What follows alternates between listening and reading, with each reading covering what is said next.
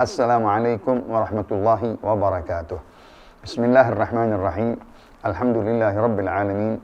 Wassalatu wassalamu ala asyrafil anbiya wal mursalin sayyidina Muhammadin wa ala alihi wa sahbihi wat tabi'in. Nawaina at-ta'allum wa at-ta'lim wa at-tadhakkur wa at-tadhkir wa an-naf' wal intifa' wal ifadah wal istifadah wal hath ala tamassuk bi kitabillah sunnati rasulih wa ad-du'a ila al-huda wa ad-dilalah ala al-khair ibtigha wajhillah wa mardati wa qurbi wa thawabih subhanahu wa ta'ala. Subhanallah, alhamdulillah, wa la ilaha illallah, wallahu akbar, wa la hawla wa la quwwata illa billahil aliyyil azim, adada kulli harfin kutiba aw yuktab abadal abidin wa dahrad dahrin. Subhanaka la ilma lana illa ma 'allamtana innaka antal alimul hakim. Rabbi shrah li sadri wa yassir li amri wahlul 'uqdatam min lisani yafqahu qawli. Allahumma yassiril futuh wal munuh wal rusukh wa salahal jasadi wal ruh wat tawbatan nasuha. Qala Syekhul Mu'allif rahimahullahu ta'ala wa adama an-naf'a bihi wa bi barakati 'ulumihi wa bikum fid darain amin radhiyallahu ankum. Faslun wa yukrahu syadidul sukhunati wa syadidul burudati wal mushammasu fi jihatin harratin fi ina'in muntabi'in fi badanin duna thawbin wa tazulul karahatu bitabridi. Faslun la tasihhu at-taharatu bil ma'il musta'mali al-galidi fi raf'i hadathin wa la izalati najasin. Kalau adkhala al-mutawaddi'u yadahu fil ma'il galili ba'da ghasli wajhihi ghaira nawin al-ightirafa sara al-ma'ul bagi musta'mala wal musta'malu fi tuhurin masnunin kal ghaslati thaniyati wa thalithati tasihhu at-taharatu bihi. Wallahu a'lam. Alhamdulillah wa syukurillah ala ni'matillah, segala puja dan puji bagi Allah, salawat dan salam pada baginda Rasulullah sallallahu alaihi wasallam. Kita melanjuti daripada pelajaran kitab Muqaddimah Al-Hadramiyah di dalam pasal yang pertama dari bagian kitab Taharah, apa-apa yang kita pakai dari air yang makruh. Yukrahu syadidul sukhunah. Pemakaian air dihukumkan makruh. Yang kita gunakan air yang sangat panas. Sangat panas. Gimana? Sehingga yang dimaksud panas ini adalah di negeri yang terjemur. Ya. Dari sumber tongnya, towernya, air tersebut ya, dengan sinar matahari yang panas derajatnya. Dan dibuat dari wadah besi atau tembaga yang nanti keluar dari besi tersebut molekul-molekulnya yang merusak kulit sehingga bisa belang, panu dan lain-lain. Ya. Merusak badan, kulit kita, bukan baju. Baju tidak rusak dengan air yang panas, tetapi kulit kita dengan tong-tong air tersebut yang dibuat dari seng atau aluminium yang tidak layak dan berubah air tersebut sehingga merusak kulit-kulit kita menjadi panuan atau gatal dan lain-lain, maka dilarang. Itu menjadi makruh pemakaian air yang tersebut. Negerinya panas, derajatnya 40-50 derajat. Air itu ditampung di tong yang seng atau besi, berkarat, keluarlah dari karatan itu, nanti bisa merubah kulit kita jadi belang, bisa juga jadi panuan, gatal dan seterusnya, maka dimakruhkan pemakaiannya. Jangan menyebabkan diri kita memakai sesuatu yang bakal menyusahkan kita, menyakiti kita. Maka yukrahu syadidus sukhunah wa syadidul burudah. Yang kedua, dalam keadaan air sangat dingin sekali. Di negeri yang dingin, air terlalu dingin sekali dan menggigil badan kita sehingga bisa demam. Nah, itu juga makruh. Tunggu sebelum atau dipanasi atau tadi tunggu air tersebut sehingga tidak terlalu panas dengan waktunya, misalnya jam 11, 12, 1 itu lagi panas-panasnya. Ya, nanti mungkin jam 2, jam setengah 2, bisa air tersebut turun panasnya, boleh digunakan lagi. Bisa didinginkan, yang panas tadi bisa didinginkan, ditaruh di wadah yang tanah dan lain-lain, atau bak-bak yang berupa benda-benda yang bisa mendinginkan air. Ya. Jangan di seng atau di aluminium atau tembaga yang malah jadi panas, ya. Maka begitu pula syadidul burudah, kalau sangat dingin boleh dipanaskan, boleh sekedar dia menghangatkan. Kalau kita sekarang ada pemanas air, ya itu ada batas-batasnya, tidak terlalu tinggi panasnya, dibolehkan walaupun musimnya dingin, ya, di cuaca dingin, di kota atau daerah puncak yang dingin sekali, maka boleh kita memanaskinya untuk kita berwudu dan beristinja, taharah dan mandi. Wa tazulul karaha bitabrid, bisa hilang makruh itu dengan kita dinginkan tadi, ya. Atau tadi sebaliknya yang dingin kita pakai, nanti bisa jadi mendinginkan kita, menggigil badan kita. Nah, itu jadi makruh, jadi beban buat kita, kedinginan memakai air atau mandi junub kedinginan. Bagaimana? Mandi perlu air banyak, tapi kalau dingin sekali, tunggu dulu. Bisa kita gunakan pemanas air, ya, dan seterusnya. Itu dibolehkan. Kita mandi dengan air yang sedang panasnya, tidak terlalu kita sampai tidak kuat dengan dingin yang sangat. Contoh-contoh negeri-negeri yang dingin. Nah, pasal ini termasuk tadi makruh itu supaya jangan sampai wala tulqu biaidikum ila tahlukah. Kata Allah Subhanahu wa taala, jangan engkau tempatkan dirimu, ya, ke sesuatu yang bakal bahaya buatmu. Kalau kita gunakan juga, kita paksakan gunakan, akan bahaya nanti. Bisa tangan kita rusak, kulit kita rusak, wajah kita rusak, mata kita rusak karena air terlalu panas dan ada karatan-karatan besi atau aluminium atau seng yang kotor, atau bisa kumur-kumur salah, nanti bisa rusak mulut kita. Nah, itu semuanya dimakruhkan pemakaiannya.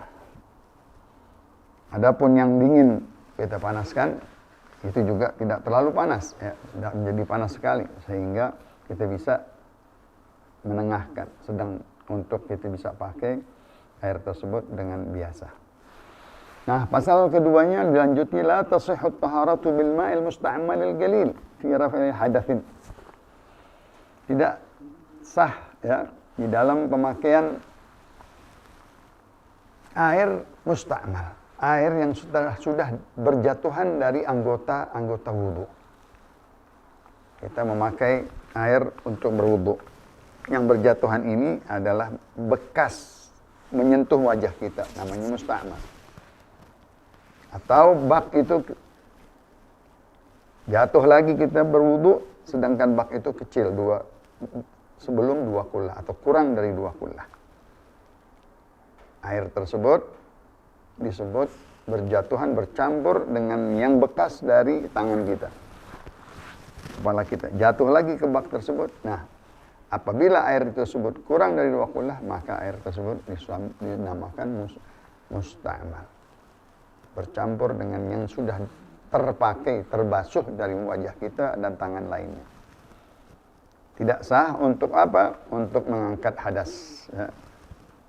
Wala izalatu najas, ya. Karena airnya musta'mal, sedikit, ya. Dan dia tidak kuat karena sudah terpakai dengan wajah, dengan tangan dan lain-lain, kaki. Dicontohkan bak yang kecil, yang ukurannya kurang dari 60 cm lebar, panjang dan dalam atau tinggi. Dia memakai bak yang kecil sekali, maka air tersebut ma'ul qalil, air yang kurang dari 2 kullah. Bagaimana kalau dia masukkan tangannya langsung ke air tersebut, ya, setelah dia mencuci wajahnya, maka air tersebut bisa menjadi musta'mal. Cara baiknya, sebelumnya dia menyendok dengan tangannya, dia berniat untuk ightiraf, menggayungkan air dengan tangan, sehingga dia selamat daripada air mustakmal. Dia tidak merubah air tersebut jadi kena daripada bekas-bekas wajahnya di situ. Terutama diambil dengan niat nawaitul irtiraf, dan tatkala dia membasuhnya di luar bejana tersebut, di luar bak tersebut. Dia memakainya sehingga jatuhnya di tempat lain, nggak jatuh di sini. Kalau jatuh di sini, air itu kurang dari 2 kula. Nah, ini bercampur dengan air mustakmal yang sudah terpakai kebasuhan wajah. Begitu juga waktu tangan, sama. Tangan di luar yang berjatuhan itu jangan sampai balik ke bak tersebut, karena airnya sedikit. Kalau airnya banyak, silahkan. Yang di atas 2 kula, engkau mau kumur-kumur di situ, mau mencuci muka di situ juga, tangan di situ, masukkan, boleh, karena airnya banyak. Tadi patokannya airnya sedikit. Bagaimana air sedikit nanti akan disebutkan. Ukurannya 60 cm tinggi, 60 cm ke bawah, 60 cm lebar. Ya. Kalau dia masukkan tanpa niat, kalau air sedikit dia mesti niat. Pas dia masukkan, dia niat dulu. Nawaitul irtiraf. Ini mendetil sekali di dalam ilmu fikih, supaya dia betul-betul yakin air itu tidak menjadi mustakmal dengan pemakaiannya yang salah. Kalau dia niat irtiraf dan dia jauhkan dari tempat air yang bak itu, dia pakai semuanya di luar, maka ini sesuai dengan aturannya, ya, tidak merusak, air itu tidak berubah menjadi mustakmal.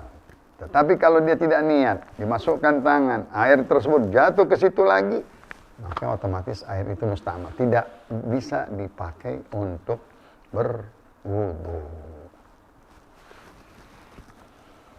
Wal musta'malu fi tuhrin masnunin kal ghaslati tsaniyah wa tsalitsah tasihhu. Adapun membahas susuhan 3 kali. Yang pertama itu adalah yang inti.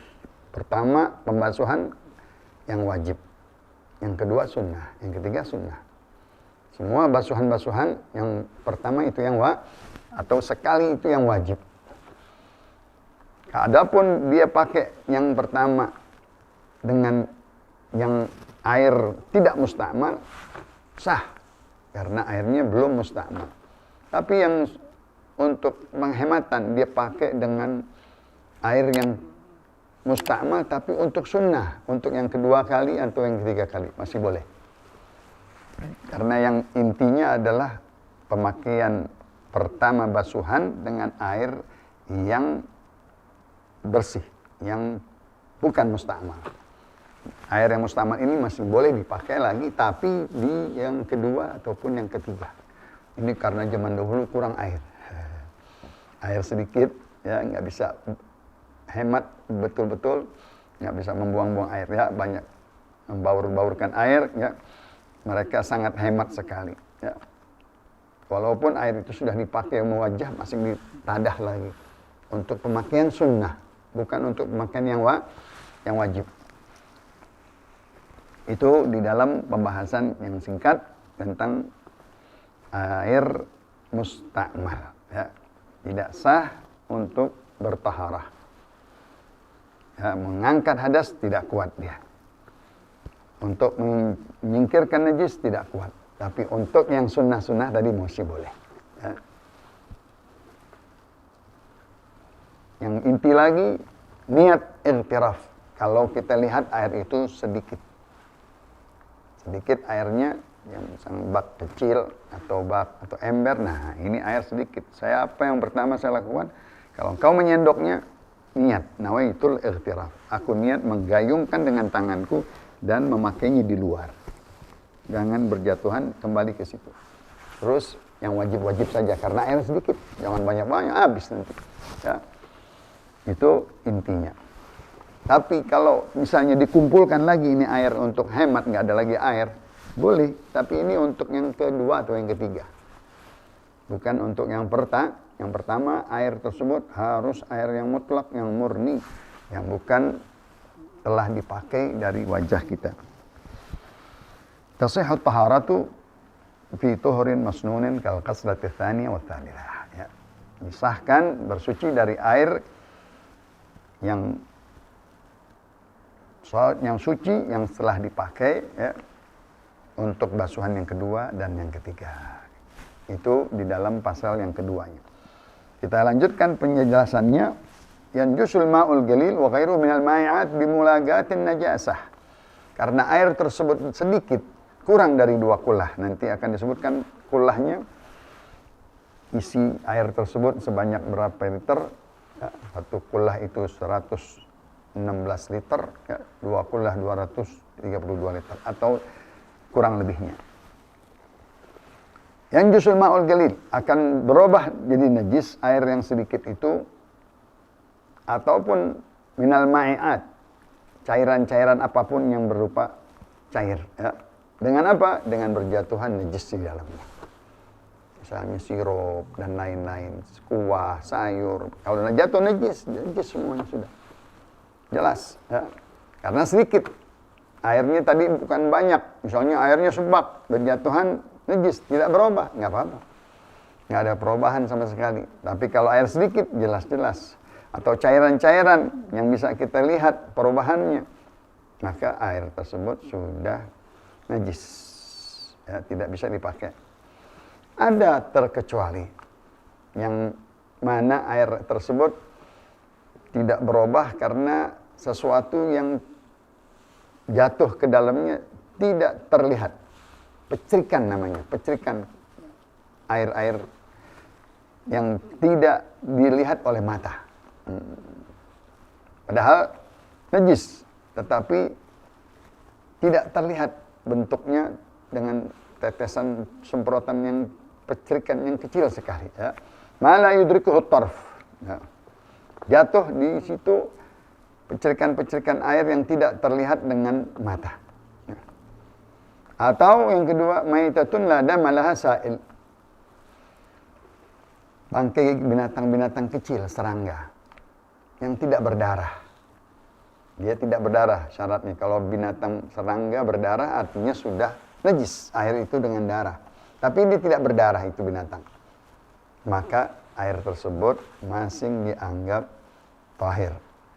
Jatuh di air tersebut, ya, air sedikit, binatang serangga kecil-kecil, ya, misalnya lalar dan lain-lainnya, tidak berdarah dia. Atau sejenis misalnya laron, ya, dan lain-lainnya, tidak berdarah. Ya. Masih dimaafkan itu air. Tidak berubah najis dengan jatuhnya binatang yang tidak berdarah. Walaupun mati di situ. Tenggelam dia mati, dia nggak bergerak lagi. Ya, tapi nggak ada darahnya. Karena kalau ada darahnya najis. Misalnya nyamuk bisa berdarah dia langsung. Ya. Illa ghayyarat au turihat. Ya. Kecuali kalau berubah, ya, air tersebut dengan jatuhnya misalnya banyak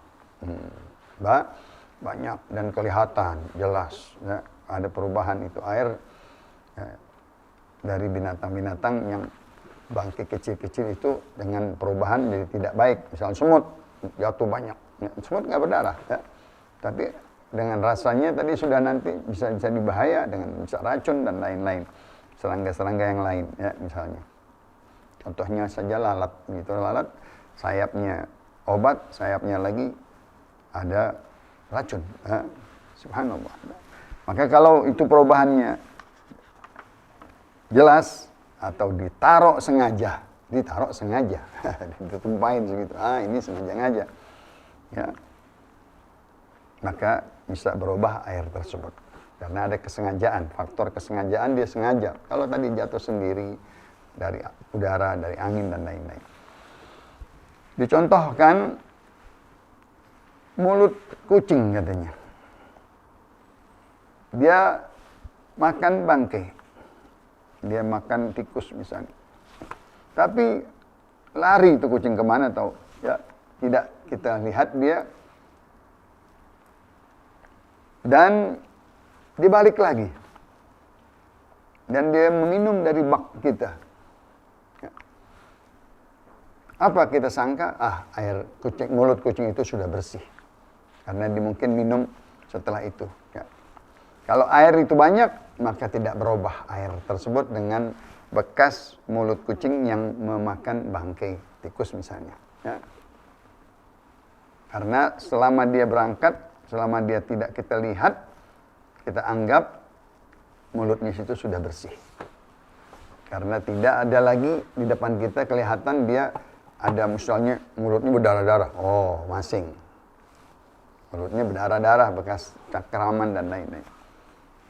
Itu masing dianggap kalau dia mulut kucing itu ya bernajis lalu dia hilang dari pandangan kita, ya, lalu dia minum di air yang banyak, maka tetap air tersebut tidak berubah. Kecuali kita lihat sendiri kenyataannya masing ada bekas bangkainya dan darah-darahnya, maka pas dia minum bisa najis. Air tersebut berubah. Kalau tidak ada, maka dianggap masing. Yang kedua, anak-anak pun kecil. Anak-anak main-main, najasa, kena najis. Lalu itu anak lari kemana? Bermain-main, balik lagi. Dia gunakan tuh air tangannya yang tadi megang najis atau mulutnya, dia masukkan lagi ke bak itu. Kita anggap juga masing termasuk tidak najis. Karena dia sudah hilang dari pandangan kita, ya, lalu kita anggap kala hilang itu sudah bersih lagi tangannya, mulutnya dan lain-lain. Itu yang dimaafkan juga. Jadi mulut kucing yang najis, kalau dia jauh dari kita pandangannya, balik lagi dianggap sudah bersih. Anak-anak pun kecil yang bermain-main dengan najis, tahu-tahu dia hilang, dianggap kita, anggapnya dia sudah baliknya baru lagi sudah tahir. Dan juga yang dikecualikan galilu min dukhanin najasah, daripada asap-asap najis. Sekarang asap-asap sampah, ya, sedikit, nggak terlalu banyak, ya, dan tidak kena di badan kita, hanya asapnya atau udaranya saja, itu masih dimaafkan, ya.